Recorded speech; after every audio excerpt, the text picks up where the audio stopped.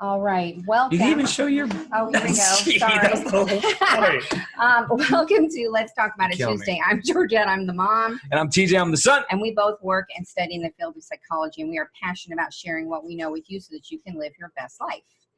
And so today we're going to talk about fighting fairly. Ooh, I'm rapping punches. Now, we've talked about conflict before. When we talked about different types of conflict and collaborative resolution styles. But today we're going to focus more on emotions. All right. So conflict, as we probably mentioned last time, is not the problem. Really, how we resolve that conflict can be the problem. Conflict itself is healthy and can be productive. Oh, yeah. It's all about how you look at it, right? Pressure makes diamonds. Oh, I like that. So Gottman and Levinson back in 2004 did a study which predicted divorce in two different models. One, early divorce, which is within the first 7 years of marriage, and then the other, a later divorce, which when they define that is when a child is 14. And they were they found that they had 93% accuracy over a 14-year period. So it's a pretty significant study that's looked at a lot. So the two models, again, are early divorce within the first 7 years and later divorce when you have like a child about the age of 14. So when you have negative emotions during conflicts, so a wife might make a demand and a husband like just withdraws, that would be a negative emotion, and that is a predictor of early divorce. When you have a lack of emotion in your daily discourses, for example, a husband being disinterested in a wife's project or vice versa, you're kind of tuning each other out, just going by your day without really connecting. That's a predictor of later divorce, right? Cool beans. But well, not cool beans, but interesting conversation. Right. Yeah, continue. And so the important takeaway really is that how we display emotions can be critical to not just marriages, but all relationships. Well, I think that's the whole aspect of fighting fairly. For a lot of us, there's a lot of different styles and you can pick whichever one. It is just not letting your emotion get the best of you and causing you to be impulsive enough to say something that is going to cross the line for sure. Right. Now, Gottman further went on to define 4 different, what he called horsemen of negative reactions to each other. And the first was criticism. So what he says is you're not supposed to attack each other's character or personality, but the behavior itself. Gotcha. Okay. So avoid you statements and focus on I. That is one strategy for making sure that you're not critical. You are such an idiot. Right. Hey, that was a little silly, wasn't it? You little eager beaver, you crazy. Don't do that. That was silly. You feel me? There you go. Yes. The other one is defensiveness. So when you're defensive, what automatically happens is you stop listening. You start making excuses, blaming your partner. You don't take responsibility for your part in the conflict. Oh yeah, there's so much going on. There's so many. All the walls are up, and you're putting those up, and exactly you're planning your next defense. You're thinking this, you're thinking that. Instead of thinking about resolution, you think about being right. Whereas here, it's not about being right. It's just making sure that you're voicing your opinion and just being all of you as you try to go through this, process. Right. The third horseman is contempt. Well. I understood clearly. No, I don't like that. Keep going. The third is contempt. That is when you display a disrespect for your partner by doing things like sneering, rolling your eyes, using humor to down your partner. Try to be aware of these behaviors and understand that it is that you're really upset, and focus on what you're upset about. Rather than using those passive-aggressive approaches. Yeah, just by adding those passive-aggressive things, you're just making the other person just so much more emotional and putting just a little bit more kind of sting in whatever it is that you're saying just based on your body language. So if you just dim down your bodily responses, for a lot of these, it's just making sure your tone is down and controlled. You will be able to allow them to be in a more open place, because the more you keep attacking, the more that we are going to subconsciously continue to put up walls and continue to be more shut out. And what you want during these times is people to be as open as possible. So yes, the passive aggressiveness is not going to help your situation. It is always going to make it worse, right? Immediately putting up the defenses and saying how it's not you, not you, not you. You have to look at it's not me, it's we, looking at both involved, because it's really, once again, just us being emotional, getting to the point where we're acting a little bit more immature. In all honesty, that's what all these things are. But we have to keep the maturity. And if we do that, any conflict can be resolved. But it's when one of these goes too far and, you know, what they say, one thing said in anger, you know, costs a non-angry man the rest of his life. Mm-hmm. Yeah, passive aggressive could be a topic in and of itself. Yeah. We're all passive aggressive at times. You catch me. You've caught me a few times being passive aggressive, and you call me out when I do. You know, it's a learned thing. Many of us have picked up over the years, but it's also for some of us, you know, we don't like conflict, and so, you know, we think that we're handling it well, but it's just not productive. Not at all helpful. I was thinking of an example that I read about what, you know, an example of passive aggressive behavior, and it's telling, you know, somebody you share an office with that you're on a diet and you have to avoid sweets, and them coming in the next day with a cake that they baked. You're like, oh, I hate you. Stonewalling is the fourth of the horsemen. This is the most damaging behavior to engage in. Simply put, this is when you just become non-responsive.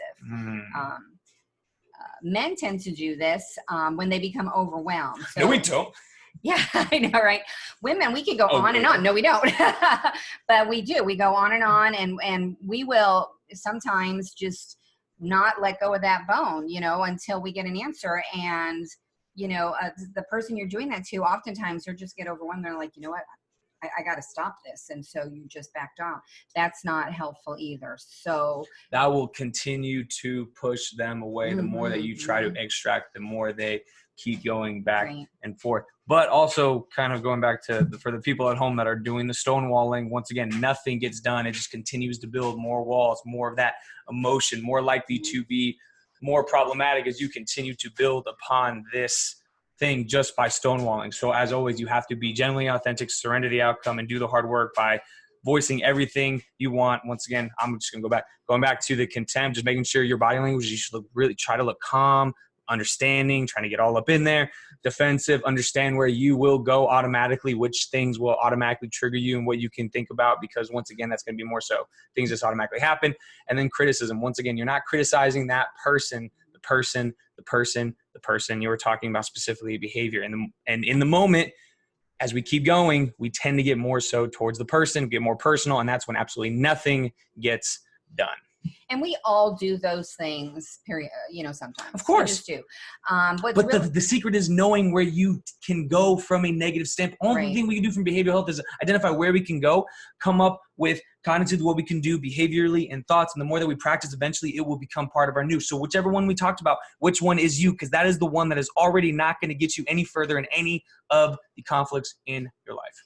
Right. They recommend trying to remember a 5-to-1 ratio. So 5 positive interactions for every 1 negative interaction. Because your brain is going to do the opposite. Your brain is more likely to conclude with 4 or 5 negative interactions. And once again, there's going to be very distorted black and white thinking, emotional reasoning, which we can go over in other times. But once again, you have to flip it. You have to consciously flip it. And the more that you consciously flip it, the more that your brain is used to that behavior as opposed to a response, and you continue to train it. So even though the happiest people in the world, the saddest people in the world have this brain negativity bias, but you have to consciously work it on, and especially in moments of conflict, because that's when we're more likely to be defensive, more likely to be in dinosaur brain or monkey brain, whatever you want to call it, more likely to not be all of us. And we just want to be all of us as much as we possibly can, especially in conflicts. So fighting fairly, remain calm.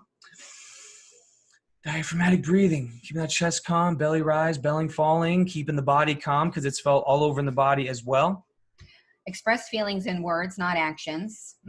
Yeah, right. Be specific about what is bothering you. Be specific. This is where a lot of things fail. We talk about the emotion. I feel angry. I feel this. I feel that. But when you identify every single one of those, we like to call them automatic thoughts, the ones that you're not consciously thinking of, but they just constantly keep going through your head, and more so will continue doing when you get worked up. But when you identify exactly what those words sound like, going back in the previous one, expressing feelings in words, not actions, you have better words. You have more of a conscious understanding, because even in conflict, this is all it is as humans, just practicing these things. You have to practice conflict, right? Because actions, right? That's where fight, flight, or freeze, that's where we want to go, but we have to keep it within words. Deal with only one issue at a time. Do not stockpile. And then there's this, and then there's this, and then there's this. And remember the time. You get a car. Everybody gets a car. No hitting below the belt. Do not attack areas of personal sensitivity. You know what they are, you sons of guns. Yeah. That's a boundary. You should set that. Yes. What can possibly slip out when you're talking to this person that you're like, prepare, because that's another thing. You know where all of your conflicts normally are. You know where they are.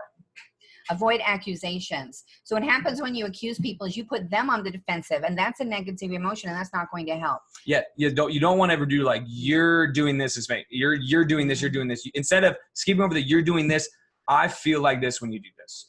I feel like this when you do this, right? That's more likely to get them to understand, as opposed to, once again, being defensive when it's you. Now it's I'm feeling this. So it's almost kind of transferring of the power a little bit in your favor, though. Right.